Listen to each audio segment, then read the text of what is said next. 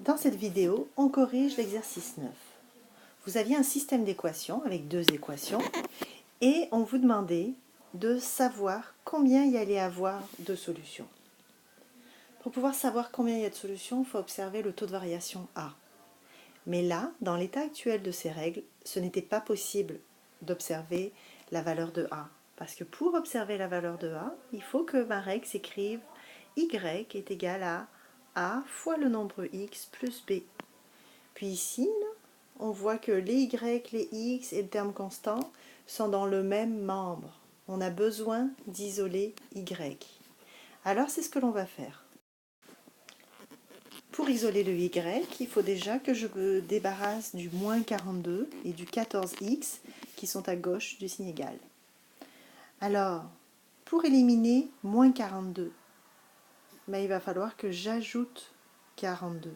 Et j'ajoute aussi 42 de l'autre côté du signe égal. Mon équation devient alors 14x moins 6y, moins 42 plus 42 ça fait 0. Et ici, j'ai donc 42.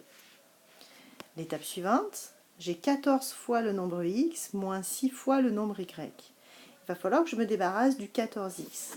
Pour éliminer 14x, eh bien, je soustrais 14x de chaque côté de l'égalité. Donc, je fais moins 14x ici.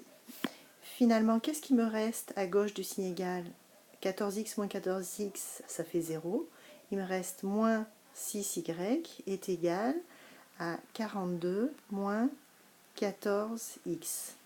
Dernière étape, j'ai moins 6y. Moi, je veux juste y. Donc, il faut que je me débarrasse de la multiplication, moins 6 fois y.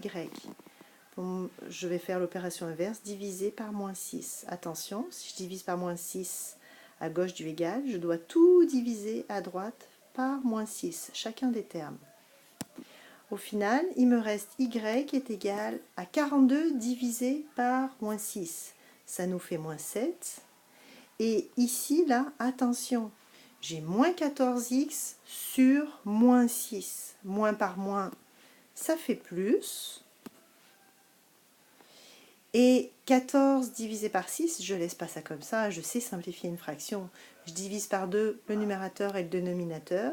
Ça me fait plus 7 tiers de x.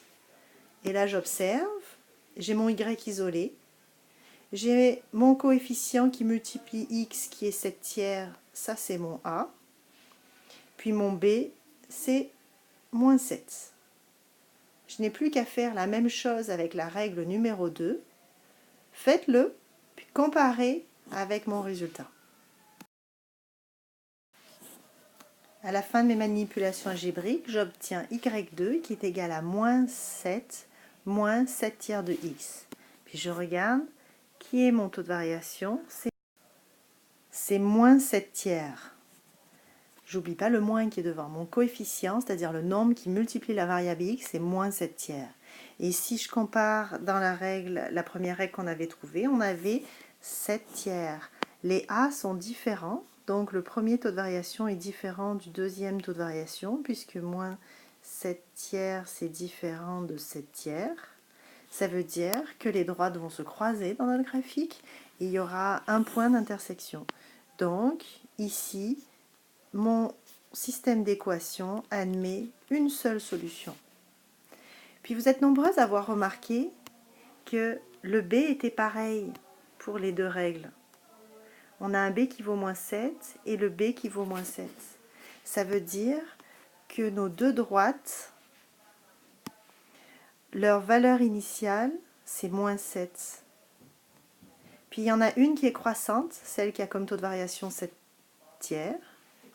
Puis il y en a une qui est décroissante, celle qui a comme taux de variation moins 7 tiers. Ça veut dire qu'on sait déjà c'est quoi les coordonnées du point d'intersection, pas besoin de résolution algébrique supplémentaire. La solution c'est 0 moins 7 tiers. Puis c'était terminé pour cet exercice.